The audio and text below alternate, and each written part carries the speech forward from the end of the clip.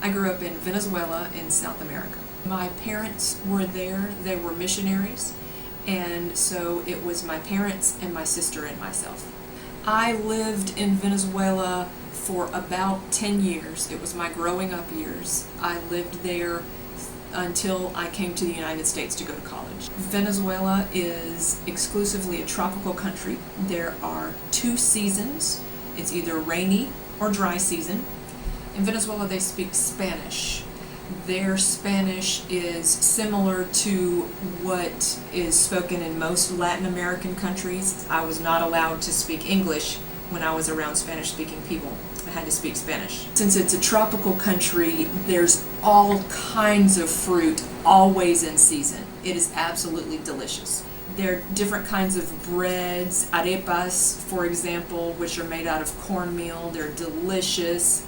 They have what they call hallacas, which are wrapped in banana leaves and boiled, and they have all kinds of meat and vegetables and all kinds of things in them for Christmas.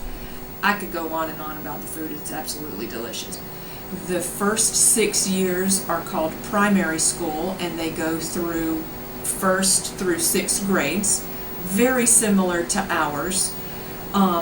Then after they finish primary school, they go to secondary school, and that is 5 years. The major difference as far as grading, however, is that their system is on a 20-point scale, whereas ours is usually a 100-point scale. So if you do really well, you get a 20. I went to a lot of the same kind of courses that we took here, but because I was preparing to go to college in the United States, I didn't attend a Venezuelan school. I attended American school in Venezuela. It was a boarding school. I was not in trouble being sent to boarding school. It was a really neat experience to go to school in a boarding school. And I think that my perspective on life is a lot different because I saw more. I was able to experience life in a different place, in a different culture. So I had knowledge of the culture in the United States, but I also had the active knowledge of being there. Food I loved there.